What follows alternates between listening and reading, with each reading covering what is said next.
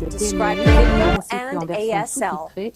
20,000 Canadians have weighed in telling us what they want to hear from the leaders, and 5 themes have emerged: leadership and accountability, climate change, reconciliation, affordability, and COVID recovery. Tonight, 4 undecided journalists, rather 4 undecided voters and journalists, maybe the journalists are undecided as well, will be putting their questions directly to the leaders. And you leaders, you've agreed to tonight's rules and format. So, before we begin, please answer the questions you're asked. Do not interrupt each other. I don't want to cut you off, but I will if I have to. Okay? All right, let's get started.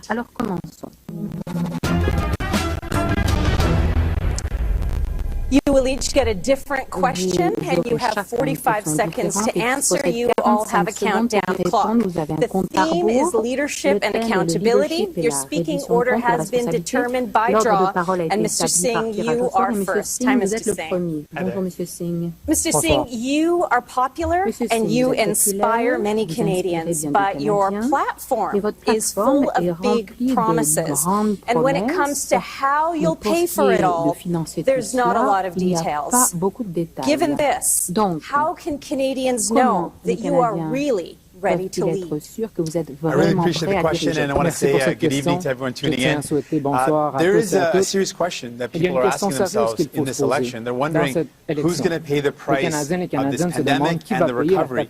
And we do have bold plans about how we can invest in people. But we are the only party with a credible plan that will not put the burden on people, that will not cut the help that they need. Unlike Mr. Trudeau and Mr. O'Toole, who voted there should pay their fair share. We should end the loopholes and the offshore tax havens that mean billions of dollars are lost, that we are not able to invest in people.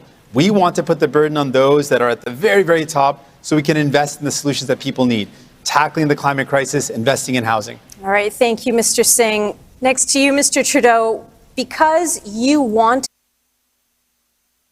the country into an election even as the pandemic spurs thousands of new cases. But over the last 18 months, opposition parties have largely stood with you, putting the...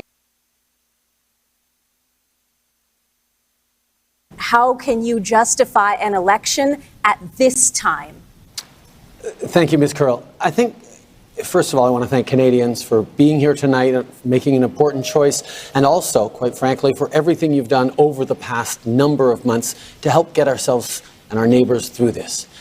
Tonight, over the next couple of hours, you're going to hear some very, very different and very strong ideas that are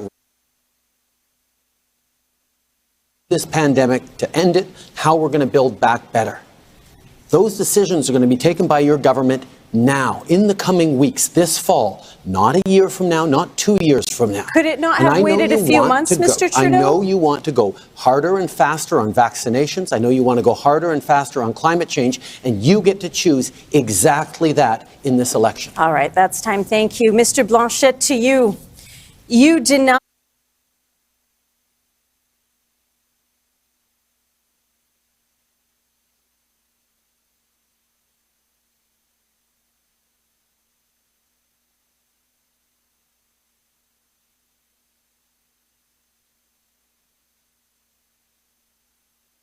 also supports these discriminatory laws.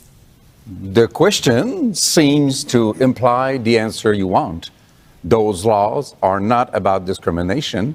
They are about the values of Quebec. And yet religious minorities, sir, cannot progress if they wear their religious gear. Quebec is not Quebec, is a nation, and everybody here seems to agree with that. No more distinct society, which never had any meaning anyway. Meaning, not meeting. So, again, why the discriminatory laws and your support for it, sir? You may repeat as many times as you want that those are discriminatory laws. We are saying that those are legitimate laws that apply on Quebec territory, and there seems to be people around here who will share this point of view, which is a gain by itself for Quebec. All right. Thank you, Mr. Blanchet. Ms. Paul, to you. For millions of voters, this is the climate change election. But at this critical time, you've been bogged down in internal strife. If your own party doesn't fully support you, how can Canadians trust you to lead through one of the most defining issues of our times? It's an excellent question, and it's an honor to be here tonight on the unceded territories of the Algonquin peoples. It has been a very difficult period, and do I wish that our party had been further ahead, particularly at this moment? Absolutely. Do I believe that we have wonderful candidates running all over the country that you should consider voting for? Absolutely. Being who I am and in this position has been incredibly hard. Being here tonight was not an obvious thing. I've had to crawl over a lot of broken glass to get here. I'm proud to be here. I'm proud to be the first of my kind. And because I am the first of my kind, I know that I won't be the last. Thank you, Ms. Paul. And to you, Mr. O'Toole. Mr. O'Toole, you recommend vaccinations, but you won't make your candidates get them. You have a climate plan, but you won't dump a candidate that shares climate conspiracies. You're on record supporting the LGBTQ2 community, but you allowed half your MPs to vote against legislation protecting them. Tell me, how can voters trust that it's you and not your caucus that will be in charge of a conservative policy agenda? Well, thank you, Ms. Curl. I'm a new leader of the Conservative Party, and we have a plan to get the country back on its feet after a difficult 18 months in this crisis. I'm a pro-choice ally to the LGBTQ community. That comes from my service in the military, where I served alongside people from all backgrounds, all orientations, putting the country first. And our platform, including a detailed plan on climate change, is about making sure we secure the future. Jobs, accountability, national leadership on mental health. So is it you, sir, or your caucus that's driving the bus? I am driving the bus to make sure we get this country back on track. And I'm here to defend the rights of all Canadians, women, members of the LGBTQ community, Indigenous Canadians. I want to make sure we all secure a future together. Thank you, Mr. O'Toole. All right, leaders, thank you. It is now time for our first face-to-face debate. Mr. Trudeau, Ms. Paul, you're up. Starting with Mr. Trudeau, based on this question. You call yourself a feminist, but on your watch, sexual misconduct in Canada's armed forces continues to run rampant. Tell me, why are you allowing these unacceptable conditions to continue? I think we recognize that there are systems and institutions that need to change across the country, and that's why from the very beginning we stepped up with policies, new policies, stronger policies and processes to support every survivor, everyone who comes forward, because nobody deserves to work in a workplace where they are being discriminated against, where they are being harassed or hassled. We have been unequivocal about that. My leadership has been unequivocal about that. Yes, these problems continue in workplaces across the country, particularly in the military. That's unacceptable, which is why we've taken even stronger measures. It's unsatisfactory to have to say, we're relying on process in this. We want to just be able to have easy answers. Ms. Paul, what's your response to that? With easy answers. You have to fall back on process. I have said before, and I'll say again tonight, that I do not believe that Mr. Trudeau is a real feminist. A feminist doesn't continue to push strong women out of his party when they are just seeking to serve. And I will say their names tonight and thank them. Thank you, Jane Philpott. Thank you, Jody Wilson-Raybould. Thank you, Selena Cesar-Chavez. And I'm here tonight thanks to the work that you have done. I believe that if there were more women on this platform tonight and in previous years, that we, in fact, would have better laws in our military. We would have childcare at this point. We would have many of the things that we need. I am the only woman, other than Elizabeth May, to be on this platform in the last 18 years. The Liberal Party has never had a woman lead it. I think it's time for the party to examine its priorities. I think, Ms. Hall, you'll perhaps understand that I won't take lessons on caucus management from you. And I think what I will keep focused on is making sure that our first woman finance minister has moved forward on all right, Mr. Trudeau. Mr. Trudeau, I'm sorry, that's time. We have to move on. Mr. Blanchet, Mr. O'Toole, and Mr. Singh, this next topic is for you to debate. Canada's transition to a green economy depends on pipelines. At a time when Ontario and Quebec face uncertain energy supply over Line 5, this country cannot extract nor distribute oil domestically. Our theme is leadership. Tell me, Which one of you is best to lead on these complex issues? Mr. Blanchet, per the draw, you begin. I'm not very much interested in leading Canada. However, I am very much interested in making sure that Quebec is entitled to its own vision for the future. You know, in Quebec, we do not have energy issues that much because we are lucky. We are lucky. It's a piece of luck that we can produce green energy in a large amount. But the whole planet cannot afford this idea, this very Canadian idea, this very conservative idea, and as far as I know, this very liberal idea that we have to produce more oil, export more oil, believing that the money from it will reduce gas emission, which won't happen. All Canadian families deserve an economic recovery, including families in Western Canada that feel left out after 6 years of Mr. Trudeau. When it comes to leadership, our natural resources sector is a leader in environmental social governance. Anytime Canadian resources are removed from the global supply chain, you know who fills that gap? Saudi Arabia, Venezuela, Russia. Well, all of these organizations and companies are getting their emissions down. Let's get emissions down and Canadian resources to market so that we can have jobs, opportunity, and fight climate change. Mr. Singh. When it comes to leadership on the fighting this essential crisis, one of the biggest crises we're up against, we've got a difficult choice for Canadians. You've got on one side someone who doesn't believe there's a crisis, and then on the other you got Mr. Trudeau who doesn't act like there's a crisis. And what it's going to take is real leadership. Because the solutions are there. We can invest in green energy, clean energy. We can invest in renewable energy. Doesn't give up on tens of thousands of workers across the country. We'll never give up on workers. We're workers that are working hard for their families, so we can get our resources to market. Okay, one at a time, gentlemen. Mr. O'Toole, then back to you, Mr. Singh. Sure. Mr. O'Toole, then I want Mr. to Singh. see Canadians get back to work in all sectors and in all regions. And I'm proud of what we produce in our country, whether it's our resources or the resources in the heads of our young people. But we these need workers to need get a plan. emissions down, Mr. O'Toole, and get our energy to market. These workers need a plan that's going to create jobs for the future. And that's a responsibility of government. We've seen 6 years of Mr. Trudeau, and workers can't afford another 4 years. What we need to do is invest in a diversified economy, clean energy. We need to electrify transportation. We need to invest in retrofitting homes and buildings. We need to create good jobs for workers now. But we need an economic recovery in all sectors that have failed workers. Last word to you, Mr. Blanchet. Last word to you, sir. Leadership is not only saying the words, it's proposing solutions, admitting a problem, which they're not doing. All right, thank you. My next question is for all of you. We've had some encouraging news out of Kabul overnight with the escape of 43 Canadians. That said, thousands of people who helped Canada during Canada's mission in Afghanistan have been left behind in their hour of need, and it is unknown if we will ever get them all out. To each of you, what would you have done differently? Mr. O'Toole, per the draw, you begin. Canada should never leave behind people that are at risk because they helped us. When Afghanistan was falling, there were 1,200 Canadians and hundreds more translators and others waiting for help from Canada. What did Mr. Trudeau do? You called an election, sir. You put your own political interests ahead of the well-being of thousands of people. Leadership is about putting others first, not yourself.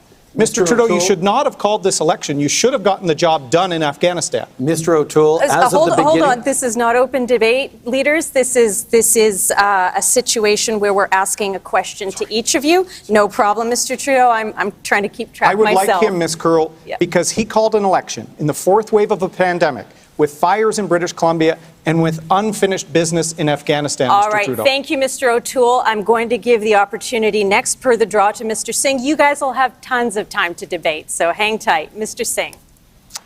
Sadly, what's happened in Afghanistan is a tragedy that was something we knew about. We knew about the withdrawal date. We knew from President Biden what that date would be. And sadly, I agree with Mr. O'Toole on this one point that it was a bad decision to call an election while this crisis was going on, particularly because we've got allies on the ground that put their lives at risk to support our Canadian forces who are now looking at peril for their lives and may never get out of Afghanistan. We know the impact on women and girls in Afghanistan. It's heartbreaking, and it could have been avoided. Veterans had told Mr. Trudeau and his government for a long time that the current approach was not working. Those calls were not heeded. And as a result, we're in this really horrible situation. Thank you, It could have Mr. been avoided. Singh. Thank you, Mr. Singh. Mr. Blanchet. First, good news. I seem to understand from what I read a few hours ago that Kabul airport is now being open for some people to get out of the country, which is very good news. This should have been worked a long time ago. I agree with Mr. O'Toole that Mr. Trudeau should have put those people's interest before his own. However, the problem is that Canada has failed many times to create some strong partnerships with other countries in order to be stronger facing a situation like Afghanistan now, because by itself, we must admit, Canada is not a world power. Thank you, Mr. Blanchet. Mr. Trudeau, I invite you to respond now. Thank you, Ms. Curl.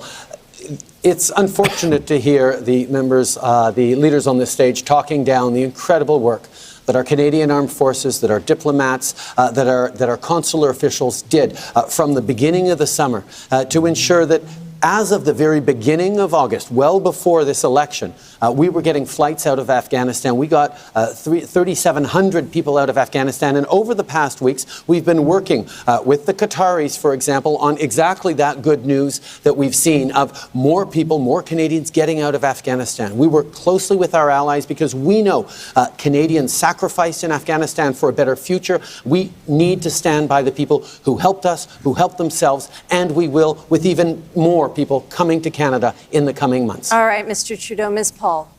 As a former diplomat and with a husband who provided advice on the peace negotiations in Afghanistan, we were hearing the stories all the time in the months leading up that this was foreseeable. And so it seems like we got better information on our smartphones than Mr. Trudeau got from our entire intelligence service based on what he's saying.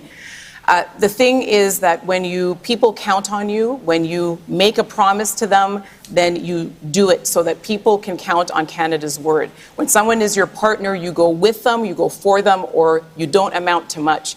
And so leaving behind people in Afghanistan, walking up to Rideau Hall and calling an election under these circumstances was not the right thing to do. And to borrow a line from Mr. Singh from 2019, Mr. Trudeau could just say, hey, man, I messed up. All right, Ms. Paul, thank you very much. Thank you all. And now it is our time for a first attempt at open debate.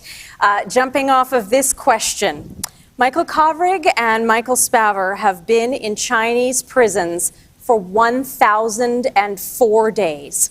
The next Prime Minister has key decisions to make about our already tense relationship with China, such as telecommunications security and foreign investment. Some say this all comes down to a trade-off between Canada's economic growth and recognition of human rights. I'd like to know where you all stand. I'm sure you want to exchange on that. Mr. Singh, per the draw, you begin. Leaders, you may jump in. Thank you very much. We know that we can't imagine what it is for Mr. Spavor and Mr. Kovrig to be going through 1,000+ days in a prison without access to human rights. I can't imagine what their friends and their families are going through right now. All I know is we have to do everything possible to secure the release of these two Canadians. We need to work with our allies, apply pressure, and make sure that we return these Canadians home. That's what we've got to do. And that's exactly what we've been doing. Over the past 3 years, we have worked with international allies to put pressure on China in every single one of their meetings. We've worked closely with the United States. We, at the G7 a few weeks ago, worked with the international community to make sure we're moving forward on challenging China where necessary in human rights, competing with them economically where we need to, and holding them to account on the rule of law as a global community. And Canada's voice has been very strong on that. Canada's voice has been absent, Mr. Trudeau. We have not worked with our allies on Huawei. We have not stood up for the 300,000 Canadians in Hong Kong. We've not fought for the two Michaels and put pressure on the communist regime. We have not stood up for human rights. Sir, you did not show up for a vote declaring a genocide towards the Uyghur people. You didn't show up. Canada is the country that was leading the fight against apartheid. We created the UN Human Rights Code. We should be leaders for our values, sir. And you've let the Michaels down, and we have to get serious with China. If you want to let the Michaels and get the Michaels home, you do not simply lob tomatoes across the Pacific. That is what Mr. Harper tried for a number of years and didn't get anywhere. You need to engage in a sophisticated way with our allies every step of the way. You have to take the same position on Huawei, and that's exactly on steel, what we have done on every step of the time. Mr. Cyber security, Mr. Trudeau. We are out of step, and our allies are wondering where Canada's gone. You started as Prime Minister saying you admired China. If I could... I'm coming to you, Ms. Paul. Just a second. I want to get to Mr. Singh and then to you, Ms. Paul. I appreciate, thank you very much, the opportunity. I want to also we're talking about leadership and accountability. And in this pandemic, one of the moments I think of leadership that has been a failure is the fact that when we talk about leadership, it means finding solutions. And in our long-term care homes here in Canada, we saw the worst conditions in Mr. Singh, we're going to have time to chat with that later. The topic is China, human rights and economic growth. To you, Ms. Paul. Yes, and this is an area where certainly lines are being redrawn all across the world. And the main thing that Canada is going to have going forward in terms of currency is its word. When we make a promise, we have to keep those promises. That's how, when we need help, we get it. You know, my mom grew up on a farm in a small community, and she learned very young and taught us that you have to give your word to your neighbors, and they have to be able to count on it so that when you need help, they're there for you. And so when we don't show up, when we're asked for vaccines from COVAX, and then we take vaccines from COVAX, when the Uyghur ask us for help to declare a genocide and we don't do that, when we don't show up on the climate by setting targets that are ambitious, but at the same time in line with our international partners and do our fair share, then our word doesn't count for much, and then it makes it very hard for us to help people like the Michaels when they need us the most. Mr. Blanchet, did you want to get in on Throwing this? tomatoes might not be the solution, but I would submit humbly that doing nothing might not be the solution either. The Mr. Trudeau's record on human rights is not perfect. We might name the two Michaels, we might name Uyghur in Xinjiang, we might name Taiwan, Hong Kong, we might name Catalonia and Mr. Puigdemont, we might name the worst of all, Mr. Blanchet. Raif Badawi being still held in Saudi Arabia because Canada wants to sell weapon and military supply to Saudi Arabia, which is unacceptable. The Parliament voted... Okay, gentlemen, one at a time. 2 seconds. The Parliament voted unanimously to give citizenship to Raif Badawi. Nothing has been done afterward. All right. Whoa. Mr. O'Toole, Mr. Trudeau, Mr. Singh. Mr. Blanchet is correct. Canada is needed back on the world stage. We may be smaller than China with respect to population and economy, but we are a giant when it comes to our commitments to human rights, to dignity, and to the rule of law. And we have to start working with our allies to take a more serious approach for human rights, standing up for our workers on fair trade, and making sure that our voice is a principled one on the world stage again. The problem with Mr. O'Toole and his principles is he says all the right-sounding things, and he's working on reassuring everyone that he's right there as a strong leader. But he can't convince his candidates to get vaccinated. He can't convince his MPs to follow his let's keep the theme. Mr. Singh, you wanted to get in. I'm giving the last word. I'm giving the last word to Mr. Singh. Mr. Trudeau, please. To you, Mr. Singh. Leadership means standing up. It means standing up for the Uyghur in China. It means standing up to defend people around the world. It also means showing leadership when it comes to fighting the climate crisis. We've got the worst record under Mr. Trudeau in the G7. So that's not leadership, certainly not. All right, thank you very much. Thank you, leaders. We are now moving on to our next theme, which is climate change.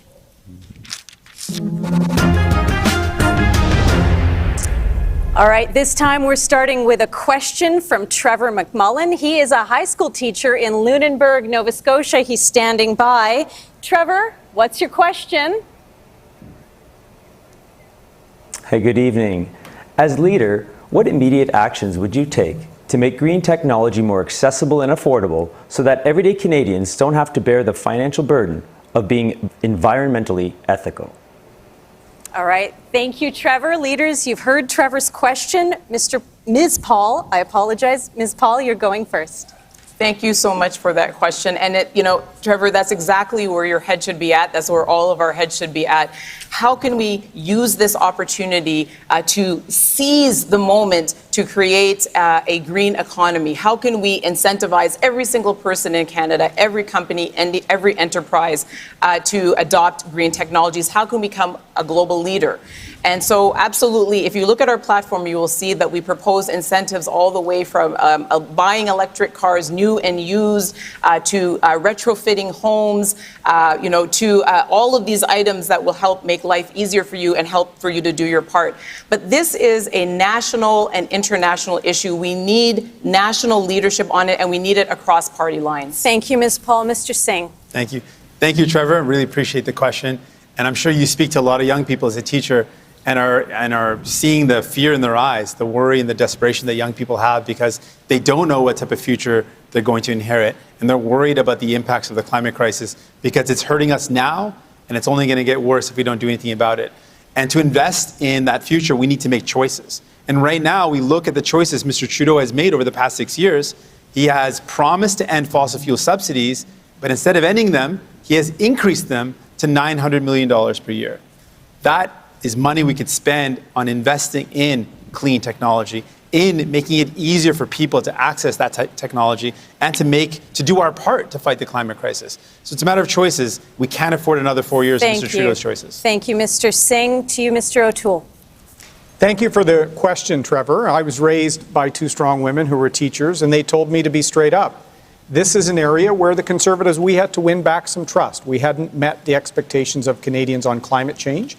It's an important issue for me as a father of a high schooler, and we talk about it all the time. That's why in April, long before the election, I put out a substantial package pricing carbon to meet our Paris targets.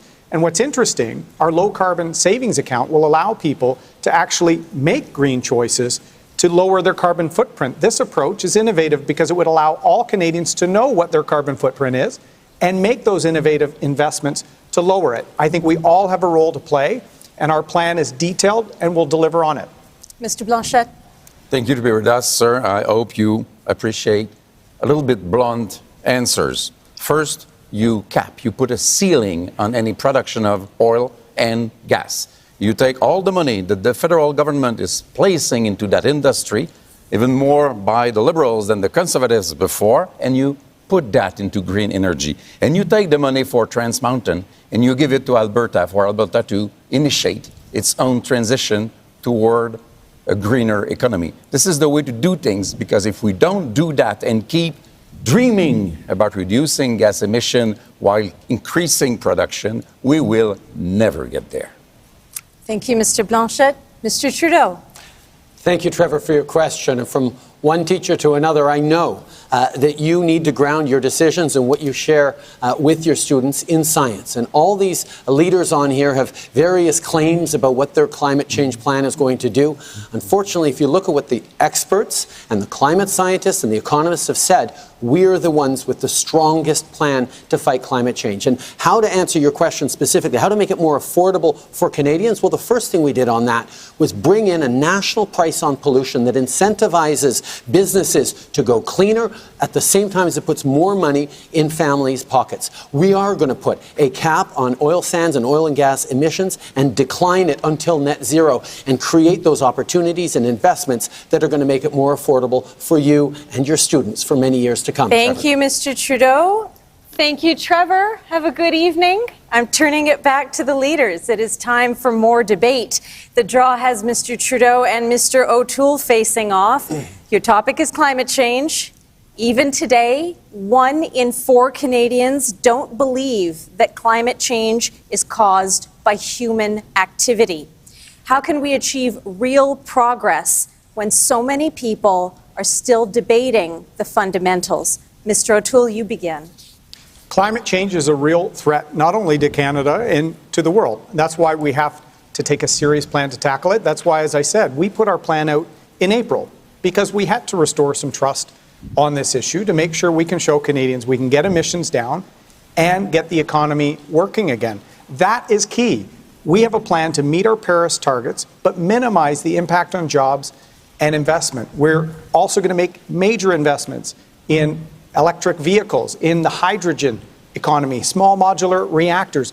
There is so much we can do to get our emissions down but grow a strong economy, because without a strong economy, we can't tackle climate change. We can't tackle the issues of today. But the reality that Mr. O'Toole has never understood is you can't have a strong economy unless you tackle climate change. And you ask about how we're going to convince the quarter of Canadians who still don't think climate change is real. Well, Mr. O'Toole can't even convince his party that climate change is real because they voted against that. And that's perhaps why his plan is so weak. His plan is to go back to the Harper targets, to the Harper approach on fighting climate change, which doesn't work. His costed platform, which he just put out last night, cuts $2 billion from climate investments and from things. And for our friends in BC, you have never made O'Toole a target, has proposed to restore let him respond, Mr. Trudeau. Mr. Trudeau, let Mr. O'Toole respond to you, Mr. O'Toole. Thank you, Ms. Curl.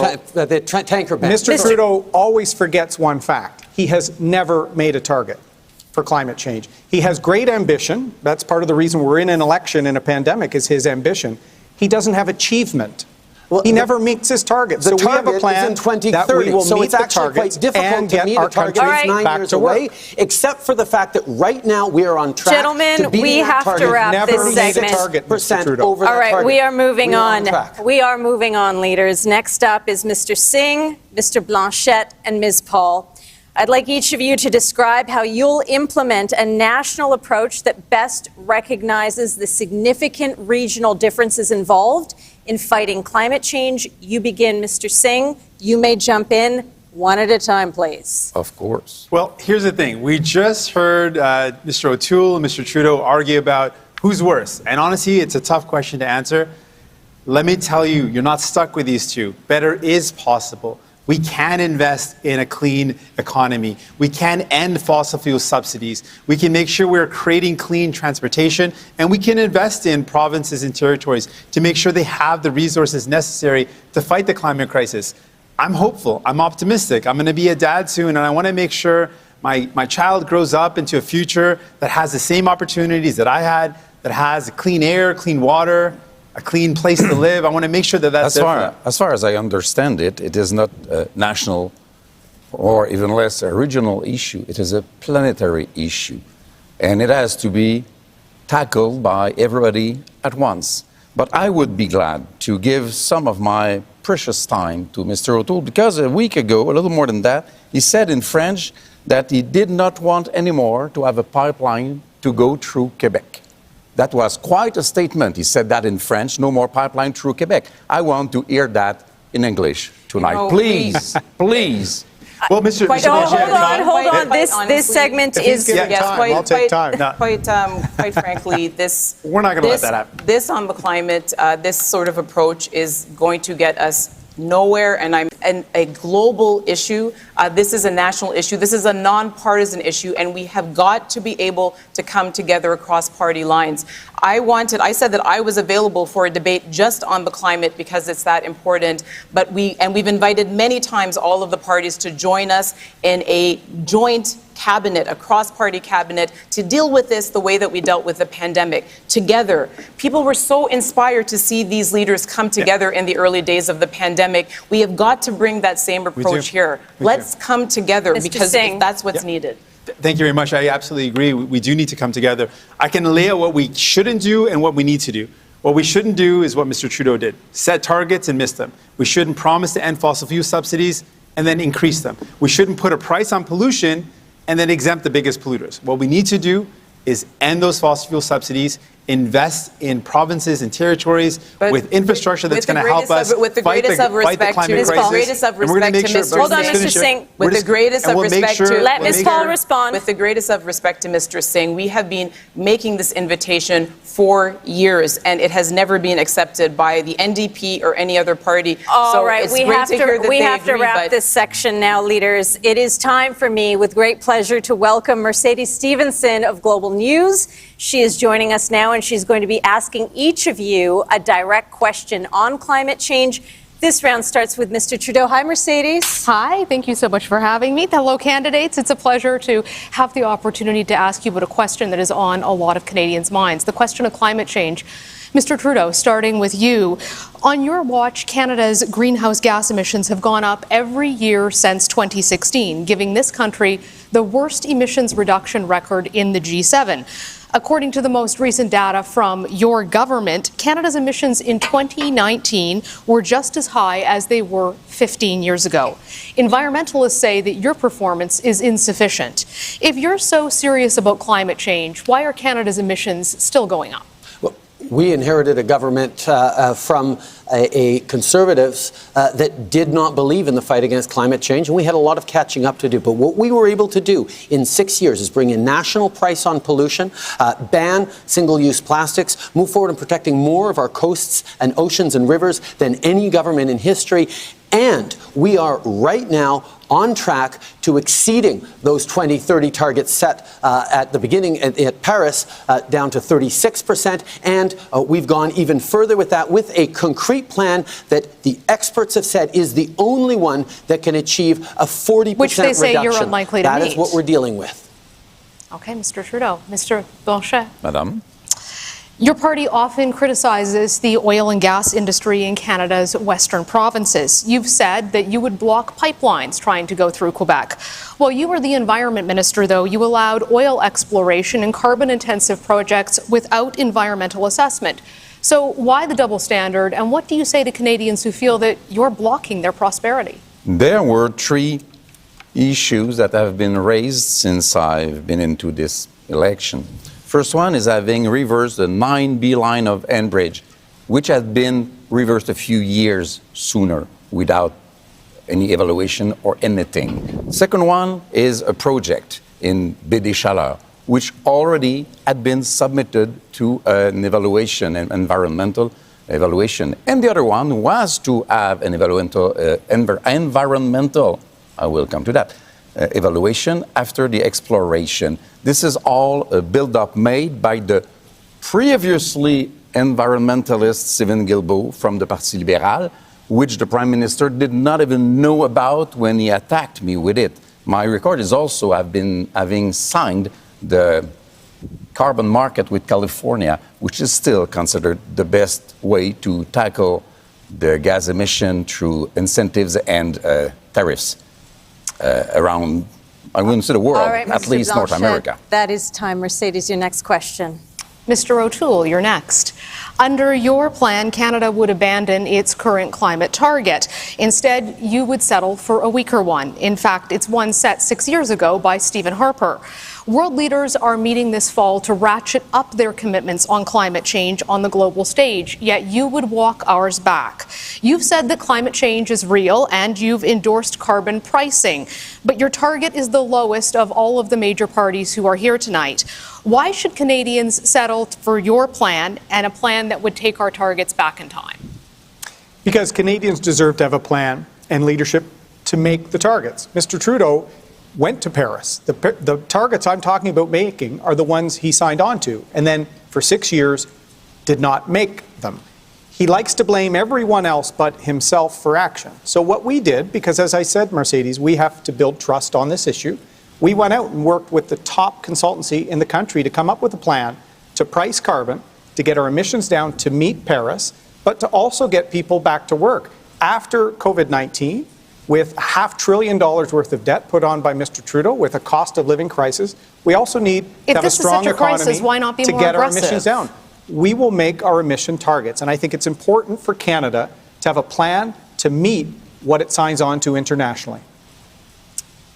Ms. Paul of the Green Party, obviously environment a big focus in your plan, calls for a 60% reduction in Canada's emissions by the year 2030.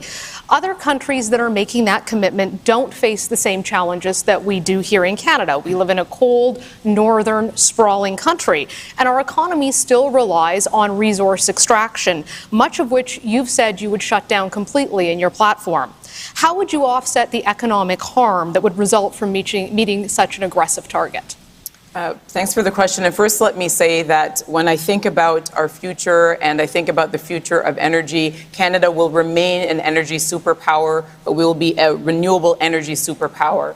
And I think about my brother who was a roughneck out on the oil patch until the bust during the pandemic. And I think about his future, and I know that we have got to diversify our economy.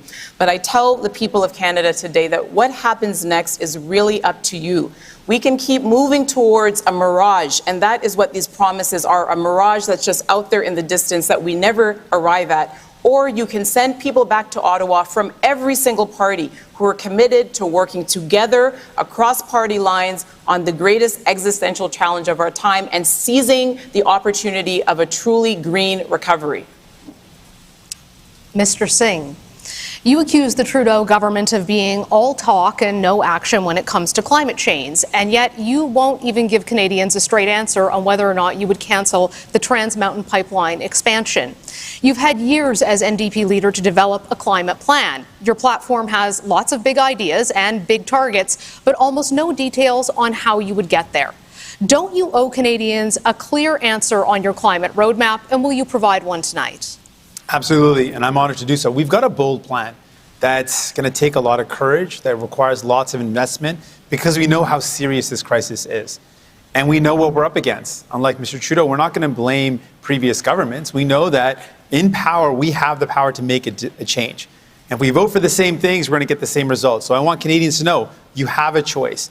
We are committed to ending. What is your plan, sir? We'll lay some of it out. One of it is to end fossil fuel subsidies, use that to invest in clean energy. We would make sure we prioritize investing in electrified transportation. We would invest in retrofitting homes and buildings to reduce our emissions. There is so much that we can do. We are confident we can do it. But there is a cost if we continue down the same path of conservative or liberals who don't take this seriously. You have a choice. All right. Thank you. Now it is time for open debate. Mercedes is going to keep you leaders on theme. I'm going to keep you on time and make sure everyone has a chance to be heard. Ms. Paul, we're starting with you. Back to you, Mercedes. Thank you. Canadians want their government to fight climate change, but they also worry about the cost for their families. And we know there will be a cost to this. Why should Canadians trust your party to see us through this? There is a global green rush going on now to create the competitive green economy of the future. What the Greens don't want to see is Canada being left behind, because that is exactly what's happening. You know, I'm sure that the last candle maker was the person that had the market cornered on candle making, but if everyone has moved on to LED lights, then you're in trouble. And so what we want to see is us seizing this opportunity. And Mercedes, to your earlier question, if Denmark and Greenland, other cold countries, can end oil exploration, then certainly we can do it. And if 27 countries in the European Union can come together collaboratively to have an ambitious plan for the climate, then surely with leadership, we can do the same here in Canada. I know Canada can do anything that any other country can do. Absolutely. I think we absolutely can. If any type of energy is removed from the global market, Canadian energy, it's replaced by a bad actor country that doesn't have carbon reduction programs, it doesn't have human rights, it doesn't have engagement with Indigenous communities. Indigenous partnerships in natural resources is huge. So you said the cost. There are tens of thousands of jobs that deserve an economic recovery just as much as anyone else. There are Indigenous partnerships, economic reconciliation, and a move towards a made in Canada net zero by 2050. So let's be leaders in getting carbon emissions down and being world leaders on how we have natural resources, whether it's energy, timber, rare earth minerals for EVs, that they can be world leaders again. Let's talk about the cost. The cost of inaction is an entire town of Lytton being wiped out by a climate forest fire. The cost of inaction is forest fires and flooding and heat waves that mean Canadians lose their lives. The cost of not acting means a young woman I met in Hamilton who looked me in the eyes and said, what's the point of me pursuing my education? What's the point of me finding a partner or even starting a family when I don't know what type of future I'll live in, let alone my child? That's the cost of inaction. That's the cost of Mr. Trudeau, who had 6 years to do something about this. Again, it's not 2 years. It's not a small mandate. 6 years, and he failed you, and it cost all of us. Mr. Trudeau. When we talk about climate crisis, we have to deal in facts. And one of the facts I need to correct right now that everyone is laid into is we have not missed any of our targets. We are on track to exceeding our targets. And it's important that we are on facts. Secondly, I do have a question for Mr. Singh. We need to talk about science. We need to talk about experts. Absolutely. We agree on that, you and I both. So how is it that the experts that have rated our plan on climate to be an A have rated your plan to be an F? Experts, I rate your track record an F, Mr. Trudeau. You've had 6 years. You don't get to rate. I rate. Well, politicians, experts. Why did the experts give you an F on your climate plan? Let Mr. Singh Let's talk about Mr. right now. Let me respond to this. Let's talk. You're talking about the future. Let's talk about right now. You had 6 years. Why did you get an F Let me finish. climate? You've got the worst track record in all the G7 after 6 years. How can people trust you? Why didn't you put forward an ambitious plan? Mr. Singh, Mr. Trudeau, then Ms. Paul, then Mr. Blanchet. I don't accept that, first of all. I don't accept that at all. We've got a bold hold on, Ms. Paul. and a strong plan. Mr. Singh, thank you very much, Mr. Trudeau. He had heated about these things. He cannot explain why his plan is being panned by experts. Now, every politician up here says, we have the best plan. We actually have a record. And what Mercedes' question was, how do we make sure it's affordable? We brought in a price on pollution across the country that puts more money back in the pockets in the provinces where it had to be imposed because conservative politicians fought against it every step of the way. Ms. Paul, with the greatest of respect, I think the 5 PhDs in our shadow cabinet who put together our green recovery policy would disagree with you, with the experts. But I do want to say more generally that, again, this is getting us nowhere. We have got to be able to come together across party lines, not only to face the existential crisis that Mr. Singh described, but also to seize the greatest economic opportunity that Canada has seen within our lifetimes. We are being left behind. And if the United States can do it, if the European Union can do it, I know that we can do it. It's about a change in the culture. All right, thank you, Ms. Paul. Mr. Blanchet, did you want to get in? The clock shows that I'm quite behind everybody else, and I have 12 seconds left. Take some time, I will disagree with the basic statement. There's possibility to create more wealth to absorb the cost of the changes that we need. We must stop opposing environment and creating wealth. It may go together well. This is the change that we have to do. Thank you, sir. Thank you, Mercedes. And now, leaders, we are moving on to our next theme, reconciliation.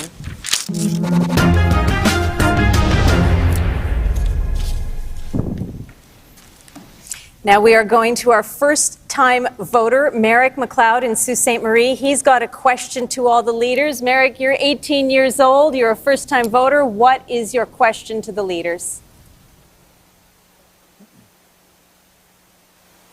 Go ahead, Merrick. The leaders are listening. Ani Bojo. In the Ojibwe culture, trust and respect is key to any relationship. Oh, shoot. You got it, Merrick. Keep going. How can I trust and respect the federal government after 150 plus years of lies and abuse to my people? And as Prime Minister, what will you do to rebuild the trust between First Nations and the federal government? Thank you, Merrick. Leaders, you've heard the question. How do you respond to Merrick? Mr. Trudeau, you start this round. Thank you, Merrick, for your question. You're absolutely right. Over the past 150 years, Canada has failed in its relationship with Indigenous peoples. People who we should be working with in shared stewardship of the land, working with in partnership as we draw from the bounty and the beauty of this land to build a better future for all. That is why over the past 6 years, we have stepped up on the path of reconciliation. We have ended boil water advisories in 109 different communities. We have made sure that tens of thousands of young people get to go to school in better classrooms. We continue to move forward on fighting fighting for the missing and murdered Indigenous women and girls and ensuring a true partnership as we move forward in respect. Mr. Blanchet? Your question is quite moving. I would say that no one is entitled to tell any nation what to do or what to think, and that every nation has to be recognized as such. Either it is a nation of 300 people, like there is in Quebec, or an 8 million people nation like Quebec is. It calls for a relationship between equals. It calls for a relationship in which nobody tells the other party that they are stronger, bigger, richer, and therefore you will do as you are told, even if we say it politely. And first, you provide clean water to everybody. Thank you, Mr. Blanchette. Ms. Paul. Yes, and thank you so much for the question, and I understand the anguish in it as well, because justice delayed is justice denied. And coming from a diaspora myself, where we have been robbed of our culture, of our languages, of our history, I have no idea where my ancestors were born or where they're buried. I completely understand how important this is and how frustrating it is not to have seen the action. I am tired of being up on these stages without Indigenous leadership here to speak for itself. Jody Wilson-Raybould, Mumalak Kalak, I'm thinking of you right now. And when Ms. Kakak said that without action, that the Parliament would be hollow, she was right. So Indigenous sovereignty, self-determination, nation-to-nation engagement, that is my commitment. Mr. O'Toole. Mr. MacLeod, thank you for the question.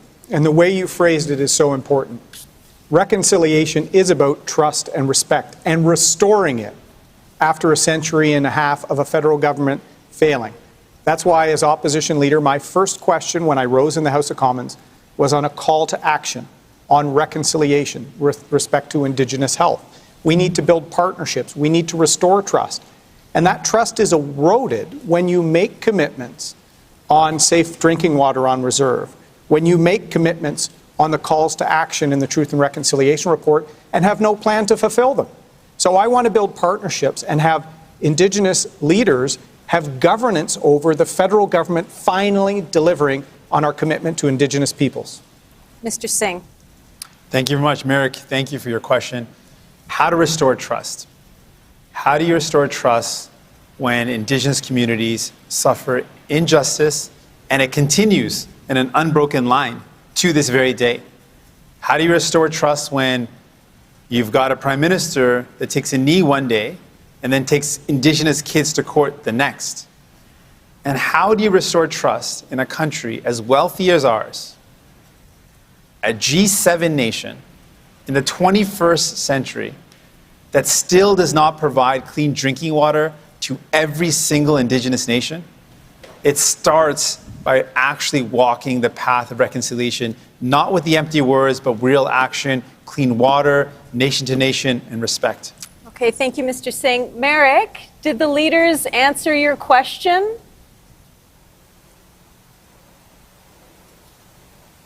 Yeah. All right, thank you very much. Miigwech. Messieurs Blanchette and O'Toole, it is your turn to debate now. You've promised more money to search for unmarked graves, but so much more needs to be done to achieve meaningful reconciliation. Mr. Blanchette, you begin. Tell me, how are you better positioned than Mr. O'Toole to restore justice? I am not better positioned than Mr. O'Toole because I believe that this is a relationship between nations. And your presence a nation, I feel I represent another one, and we are discussing with a lot of other nations. But I will remind everybody that on the last day of the last session, we had a motion adopted unanimously by the Parliament, and this motion was precisely saying what we had been told to carry by the First Nation leaders, and we had it adopted. This might be the way to do it. Many times the Bloc québécois said, even if we don't agree with everything, that we would share our seats and our voices in the Parliament with the First Nations in order to have them being heard by the whole country. After the tragic finding of graves in Kamloops, Cowessess, and other former residential school sites, we offered to work in a bipartisan fashion on calls to action 71 to 76. Those are related to former residential school sites. And we need to act faster. I know Mr. Trudeau cares a great deal about reconciliation. I know we all do. But this is an issue where we have to act. We can no longer say that We recognize the calls to action. We need a plan to achieve them. And what I'm proposing is a plan that builds partnerships, that builds governance, that has Indigenous leaders, incredible ones like Jody Wilson-Raybould, to allow us to actually hold ourselves to account. All parties, all future governments. This is the biggest scar in the history of Canada. And we have to tackle it not just with good intentions, but with a good plan to deliver for all Indigenous people. Mr. Blanchet, I must briefly. say that the Prime Minister has nominated Gouverneur Général, I don't know how to translate that, who speaks Inuktitut, which is great, but does not speak French. Still, he does not agree with the idea of acknowledging, recognizing First Nation languages as official languages in his country. All right, we will leave that segment there. Ms. Paul, Mr. Singh, Mr. Trudeau, you're up. Tell me, what is your plan to end the ongoing disproportionate violence against Indigenous women and girls? Ms. Paul. The first thing is to make space for Indigenous leadership because, we have done all these things and made all these promises. We know what needs to be done. The recommendations are there in the calls for justice and the missing and murdered Indigenous women and girls report, and yet we still don't have the action. And so, as I said before, it should be Jody up here answering that question. It should be Mumala Kakak up here answering that question. We need to make the space for Indigenous leadership to guide this process, and above all, we need to make this a priority. All that is left now is political will. But that is exactly what we have been doing, Ms. Paul. When we called the national inquiry into missing and murdered Indigenous women and girls after years of governments avoiding doing that, we ensured that we brought the truth forward. And then we worked with Indigenous leaders groups, Indigenous women's groups to co-develop the action plan that we are now fully funding so we can get justice for the victims, healing for the families, and put an end to this ongoing national tragedy. It will take a lot of work by all of us, but we are walking this road in partnership because we know it needs to be done and there is much more to do. But Mr. Trudeau, sadly, and this, I don't take any pleasure in this, the calls to justice are out there and you haven't acted on them. And I meant it when I said you can't take a knee one day if you're going to take Indigenous kids to court the next. That's not leadership. Mr. Singh, that's you not love that line about taking Indigenous kids to court. It's actually not true. We have committed to compensating those kids who went through that. Listen, and what's more than that, this is important, Mr. Singh. No, you can't say you're not taking them to court when you're taking them to court. When you talk there about are kids out there that are being fought by you in court. Leaders, I would actually remind you the question is about violence against Indigenous women and girls. Let me recenter you on that. I appreciate it because he can't continue to say that. That doesn't make any sense. And Ms. Curl, I will say again, I said this last night in the French debate, this is why we need more diversity in politics. This is why we need people who are most directly impacted by issues to be able to speak for themselves, because we are drifting off into things. We have only dedicated 2 minutes to talking about how we are going to bring true justice to Indigenous women in this country. If we could stick to the topic. Mr. Trudeau. Ms. Curl, on this topic, and it was brought up in the earlier one, and we talked about Indigenous women,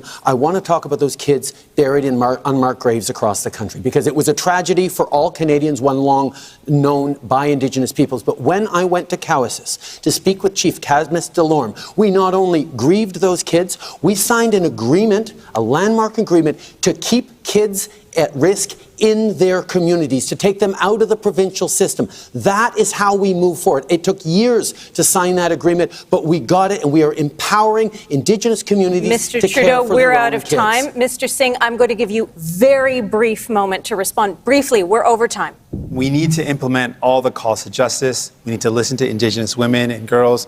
We need to make sure that they're safe. And we have the steps that they've laid out that we need to follow. All right, thank you very much, leaders. Now I'm really pleased to welcome Melissa Ridgen of APTN News. Melissa is going to be asking you each a direct question on our theme of reconciliation. Your first question, hi Melissa, is to Mr. Blanchet. Over to you. Tanshe, thank you all for being here. It's a pleasure to be here with you to ask some questions for our APTN audience. Mr. Blanchet, I'm going to start with you. Numerous government reports, including in Quebec, have sounded the alarm that systemic racism exists, from Joyce Echaquan dying as she's taunted by hospital staff, to policing, the justice system. What will you do as Bloc leader to address systemic racism in your own province, in Quebec, and also elsewhere in Canada? First, never underestimate the weight, the sadness of those dramas.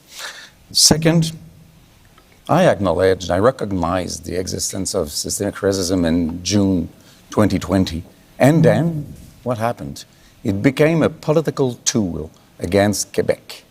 It became a tool to say Quebec is this and that and racist and xenophobic and all of that, instead of opening a discussion, trying to find solution, consulting experts, discussing with the First Nations themselves. It became this white society against this other one, white society. We build nothing, so the words became toxic.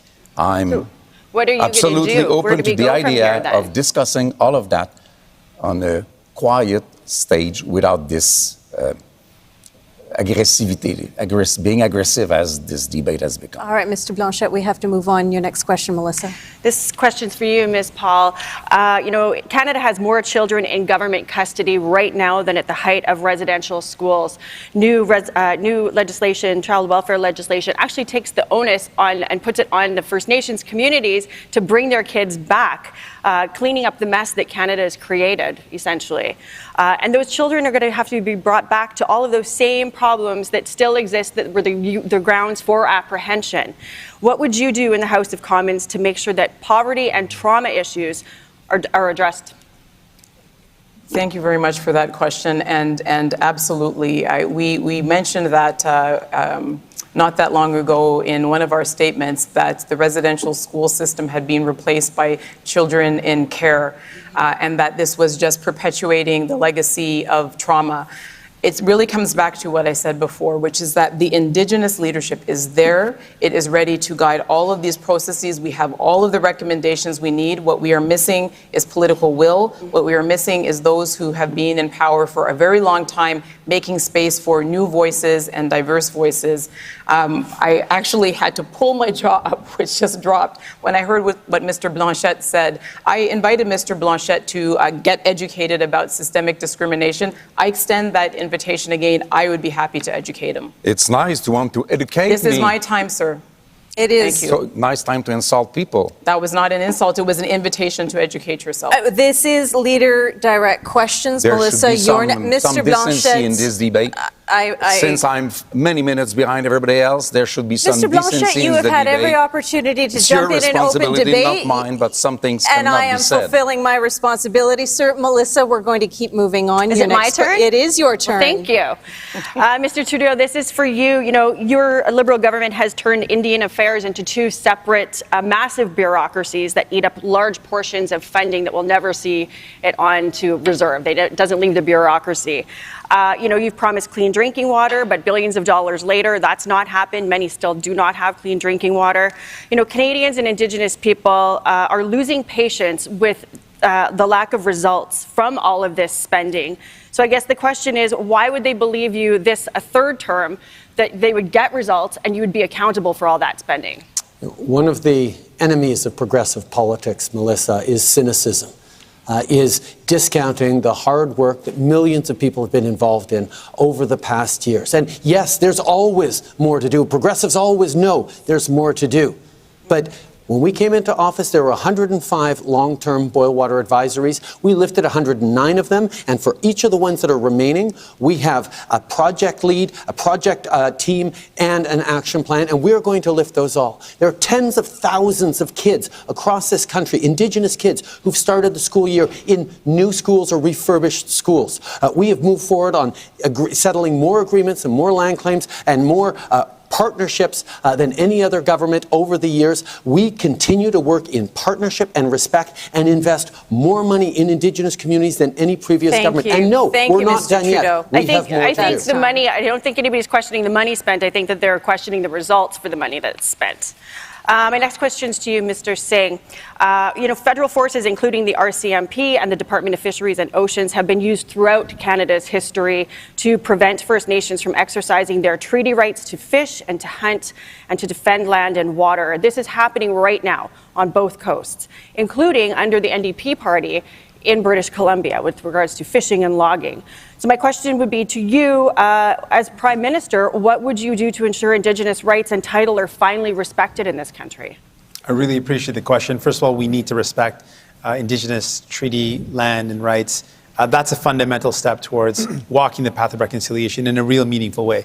But you mentioned the RCMP, and I got to talk about the really sad reality that there's been violence, heavy-handed violence against Indigenous communities, against peaceful protesters, and I have long called for reform of policing. When I was in the provincial level, I fought against carting. I've continued to use every platform I have to say we've got to stop the use of force, we've got to overview it, we've got to change the RCMP's mandate, and that's something we can do at the federal level. That's something that Mr. Trudeau said he would do and yet has yet to do, and it's something I'm committed to making sure happens. Mr. O'Toole, next question is for you. You know, you voted against the UN Declaration on the Rights of Indigenous People that would share decision-making power with Indigenous people over what happens on their land, and you also want to criminalize Indigenous dissent that's expressed through blockades or protests. So the question is, if you're Prime Minister, how could Canada build a respectful nation-to-nation relationship with Indigenous people? Thank you, Ms. Ridgen. And this goes very similar to Mr. McLeod's question on trust and respect. I want to build those partnerships. And that's why our only concern with the United Nations Declaration was how free and prior informed consent was defined so that it didn't stop partnerships from being formed. I'm really glad to say one of the early leaders behind the UN Declaration, Chief Willie Littlechild, has agreed to serve as a special counsel to me on the implementation of that to make sure that there are partnerships and opportunities. What I want to do as Prime Minister is build that type of nation-to-nation dialogue and partnership so that the next generation has intergenerational wealth and opportunity transfer, not trauma. And building that trust will be core to me. It's why, as I said, my first question was on reconciliation. We have to make progress. All right, thank you, Mr. O'Toole. Now we move on to open debate. A reminder that Melissa will be here to keep the leaders on theme. I will be here to do my best to keep you on time. And all of you have an opportunity to jump in after Mr. Trudeau begins with a question from Melissa. Okay, I think if there's one thing that Canadians and Indigenous people can all agree upon, it is that this Indian Act system is not working for anybody. How would you dismantle this broken top-down system, and what would you replace it with that would ensure that Canada still is living up to its constitutional obligations to Indigenous people? First of all, we are looking forward to dismantling the Indian Act. It is a commitment of ours, but it is not something that Ottawa gets to decide. And what replaces the Indian Act will vary from community to community as we live up to our obligations. And that's why over the years, as we've moved towards self-government, we have accompanied communities, some who want to start with health, some who want to start with education, some who want to start with economic development. Every community, every nation across this country gets to help define what its path is forward. We will be there to listen, to partner, to build a better future every step of the way. The way to go forward is to listen to leaders. And Mr. Trudeau ignored one that he had in his own cabinet, in Jody Wilson-Raybould. That was a huge lost opportunity. We've been speaking to people with how we can accelerate treaty resolution. There are some treaty negotiations, Ms. Ridgen, that have been going on, as you probably know, for decades. We need to solve it, and we need to work with Indigenous leaders. There's incredible Indigenous leaders in nonprofits, in the private sector, in industry, in academia. We need to use that governance capacity to finalize treaties and build partnerships. Absolutely. Because the best way forward is success for Indigenous peoples alongside their neighbors, alongside Mr. Singh and then Mr. Trudeau. I'm coming to you, Mr. Trudeau. I'll just jump in on this one point. I think absolutely the solution has to be Indigenous-led. And I think that's the starting point. And for a long time, we've seen that there's been a top-down approach that has to change. It has to be Indigenous people at the table. But I want to talk about the impacts, so just we understand how severe this is, how the Indian Act is creating injustice and perpetuating injustice. I spoke to B, who's a young woman, a young girl who lives in Niskandiga. And she told me in her own voice, she said, I'm a 12-year-old girl and I'm fighting for clean drinking water. How does that make any sense? Those words haunt me to this day. I think about what 12-year-olds do, and they certainly aren't fighting for clean drinking water. That is a legacy. That is the impact of the Indian Act. I want to go back to what Mr. O'Toole has been saying, because he's very able at saying all the right things, but there are countless examples of him actually not living up to his words. We've seen him on a number of times during this campaign, but on Indigenous issues specifically, he says we need to listen to Indigenous peoples. Well, he proposed that he would raise the flags that are at half-mast for the kids in unmarked graves in residential schools. And he didn't talk to or listen to any Indigenous leaders when he made that decision. And that's something that is important and symbolic, but wouldn't cost a cent. How do we believe that he would be able to actually make the investment necessary? Hold on. I'm going to give Ms. Paul and Mr. Blanchet a chance to jump in. We haven't heard from them yet. Time permitting, I'll come back to you, Mr. O'Toole. And I really again want to I asked Mr. Trudeau to move immediately. Hold on, Ms. Paul. I really just want to try to recenter our conversation on Indigenous peoples and what we are going to do to fulfill the many unfulfilled promises and commitments that have been made. And I would say, perhaps to pick up on what has been said, that it seems all too often that reconciliation is treated like a buffet. You can opt in for this, pick this plate, but not the other one. And that applies to what we've seen with Mr. Trudeau and the Liberals. You can't, on the one hand, say reconciliation and then go and not allow Mi'kmaq fishers to be able to have a decent, moderate living for all of these years. You can't call reconciliation and then take Indigenous peoples to court. But Mr. Singh, you also can't say reconciliation and then support the NDP government in putting pipelines through Indigenous territories, or support Line 5 after the Anishinaabe made it very clear that they did not support that project. Ms. Paul, I'm going to allow Mr. Blanchet to get in. He's been signaling he wants to. Yes. I will come back to the two of you. Mr. Blanchet. First Nations and Quebec have something in common. They are binded by a document they never signed. And any relationship between nations should be dealt with freely signed treaties or agreements or something. The Indian Act has to be replaced one nation at a time, if need be, by and with freely signed treaties and agreement. There's no other way. And if I may come back a few seconds on something else. Quebec wants religion out of the state affairs because religion never protected equality for women and never will. We are over time. I'm going to give you both a chance to briefly respond. Mr. O'Toole, then Mr. Singh. Briefly, please. I am proud of this country, and I think if you love your country, you can dig deep to make it better. So as Prime Minister, on the National Day of Reconciliation on September 30th, I will raise the flag with a commitment to move forward on calls to action. Mr. Trudeau promises things, doesn't deliver, and then when people protested him, he mocked them. That is not reconciliation. So you can be proud of your country as you strive for it to get better. Thank you, Mr. O'Toole. Mr. Singh, briefly. I think that Mr. Trudeau may care. I think he cares. But the reality is that he's often done a lot of things for show and hasn't backed those up with real action. And the harm is that Indigenous people continue to suffer. And that's what I want to stop. I want to stop the suffering and lift up Indigenous people by being allies. 5 seconds, Mr. Trudeau, then we got to go. Mr. Trudeau, 5 seconds. Unfortunately, the cynicism that Mr. Singh is showing on saying we did nothing is harming reconciliation and the path we're moving forward. We have lots more to do, and we are doing it. All right, leaders, thank you. Thank you, Melissa. Merci. Merci. And now it is time for our fourth theme for the night, affordability. It's time now to bring in Janet Falla. She is a senior working part-time in Burlington, Ontario. Good evening, Janet. Please tell us what your question is to the leaders.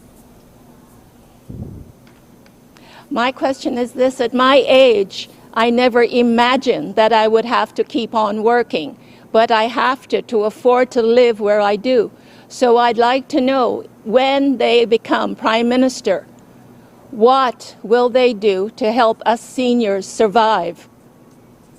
Thank you, Janet. Leaders, you've heard Janet's question. We're starting with you, Mr. Blanchet. Merci, Madame. For many months now, the Bloc quebecois has demanded for the government to increase the amount of money being provided on a monthly basis to our elders. It's nowhere in the Conservatives' program.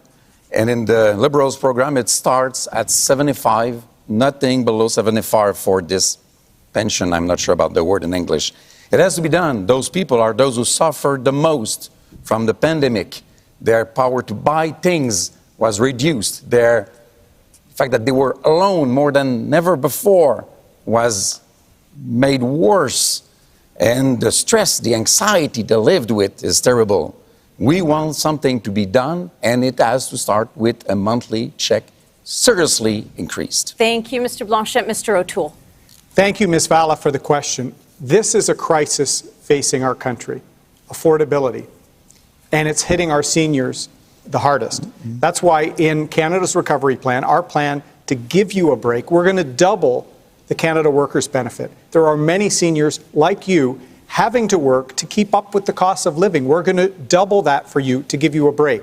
We're going to get bills down for internet, for cellular phone. We're going to get grocery bills down. That is our plan and our commitment. And in December, we're going to give you a break with the GST holiday and help bricks and mortar stores in the process. Mr. Trudeau is borrowing every day $424 million, and he's causing an inflation crisis.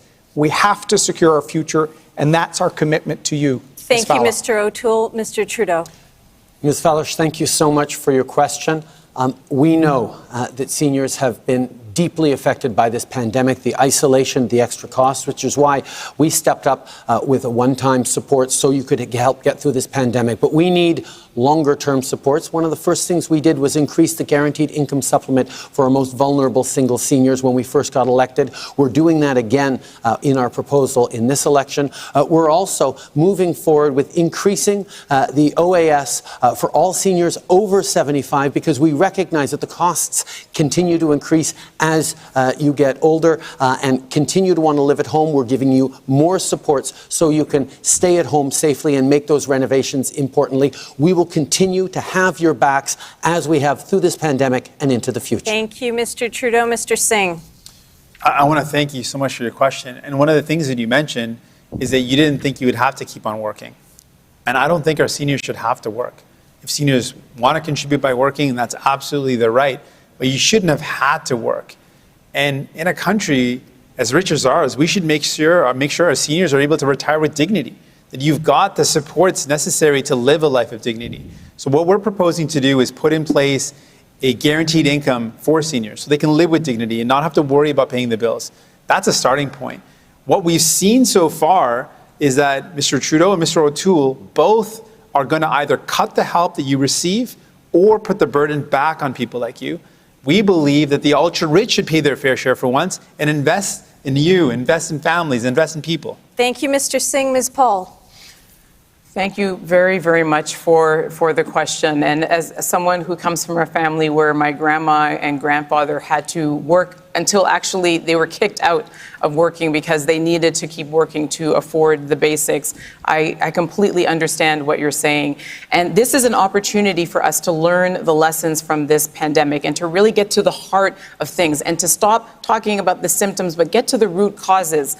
We need to have, absolutely, and it's so wonderful to see the consensus building around a guaranteed livable income so that whatever your circumstances, you can live with dignity. We need universal long-term care. That's a huge expense. It was for my family. And we need more affordable housing. Let's get to the root causes.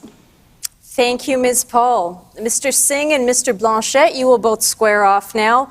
You both talk about affordable housing, but we know that affordability means different things to different people depending on where in the country they live. So when you talk about affordable housing, who are you really talking about? Per the draw, Mr. Singh, you begin. Mr. Blanchet, you may jump in anytime.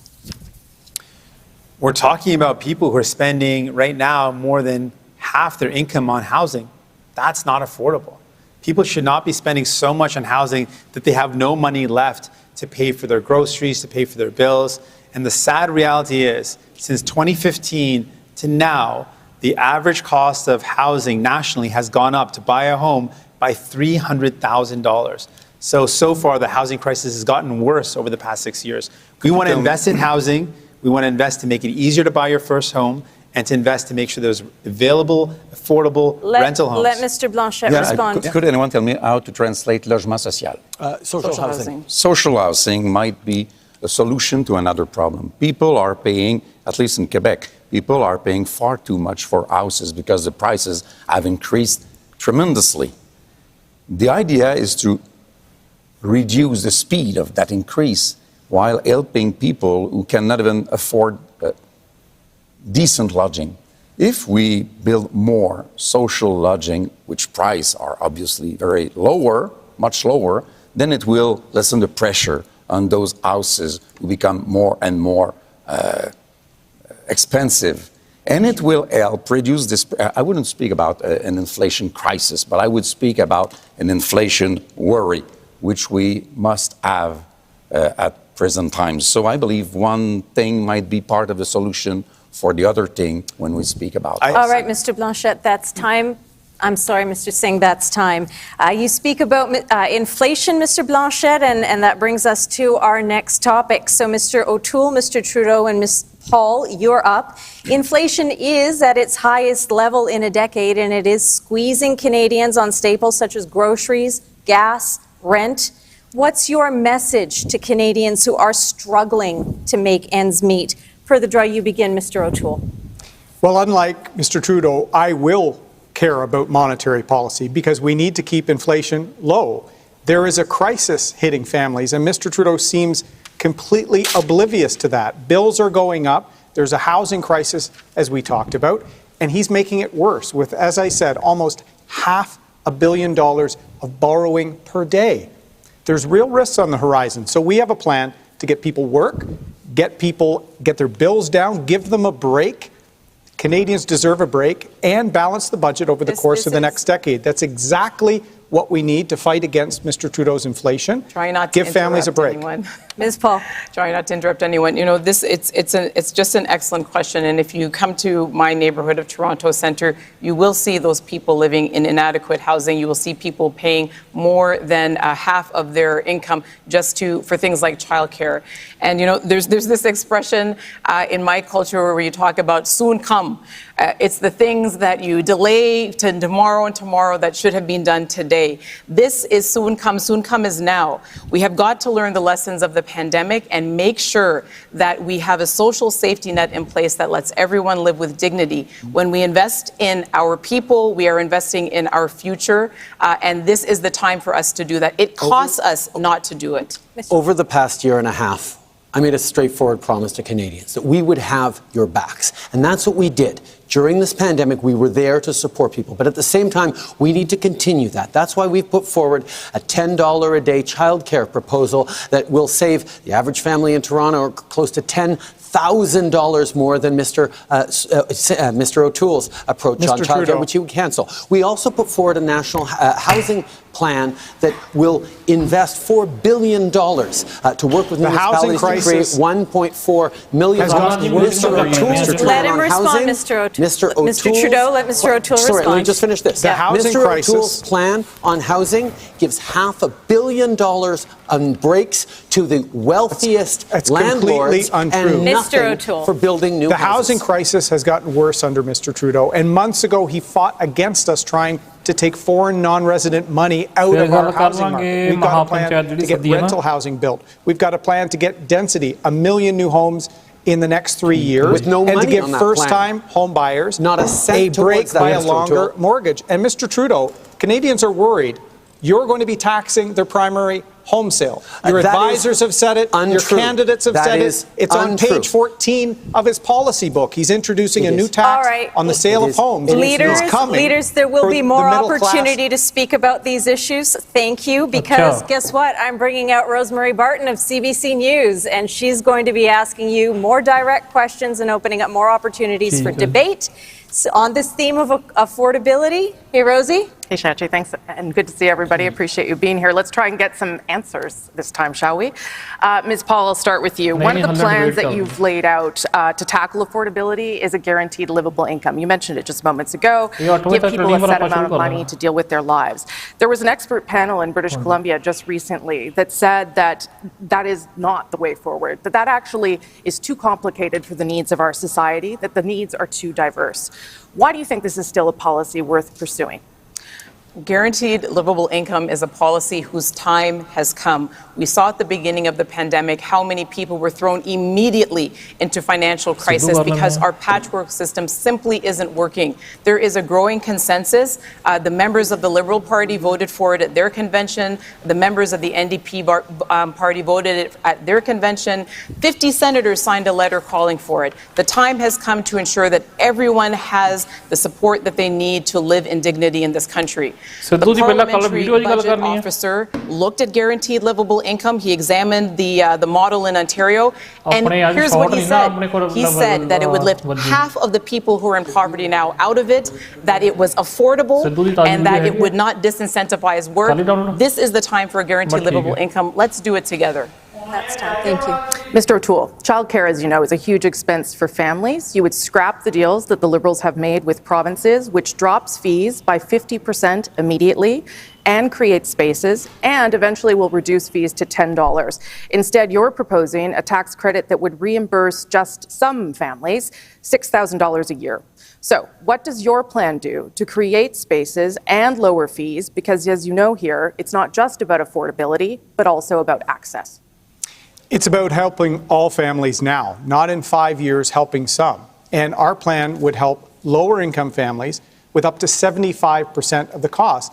Our plan will also help that nurse on shift schedules that has jobs in the evening, that needs flexibility. What we want to do is help all families get ahead and provide more support. But if the nurse can't find a spot, Mr. O'Toole, what does she do? If the nurse can't find a spot, what does she do with her children? This gives her as much flexibility as possible. If there's not one in her suburban community, there is no space in 5 years under Mr. Trudeau's program. We want to give families the tools to make the best decision for the position they're in now, to have ability to help them in their circumstances. Our plan will be immediate.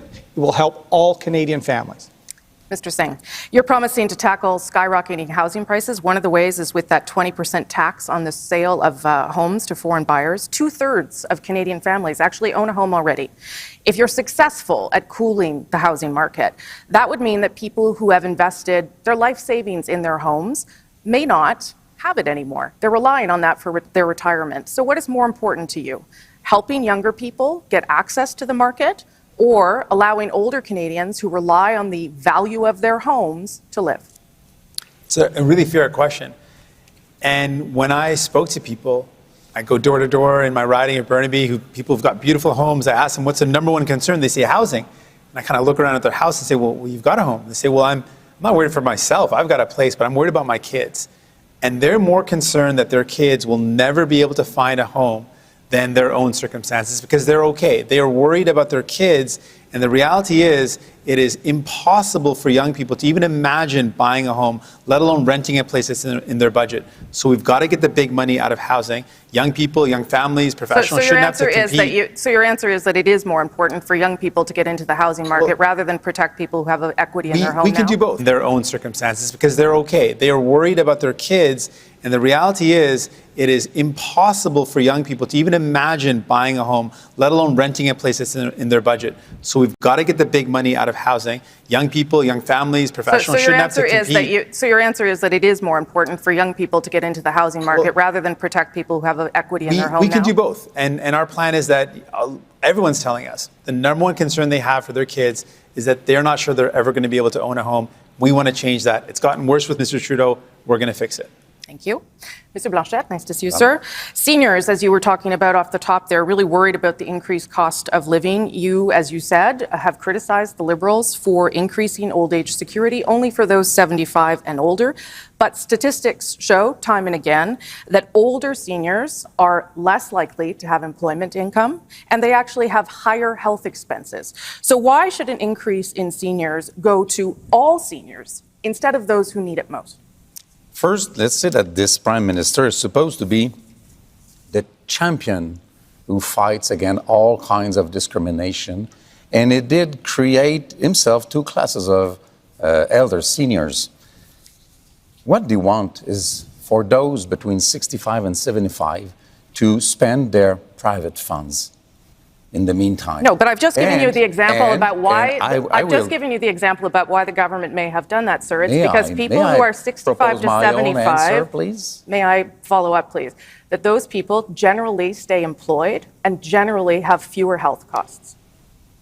Those people have worked all their lives until 65 years old. They have paid for a pension that should be the same for everybody. And for some financial issues, the government creates two classes of seniors. It is unacceptable, and no calculation whatsoever should be so unethical. All right. Thank you, Mr. Blanchet. We are now moving to the open debate section. I just have a question for Mr. Trudeau, I believe.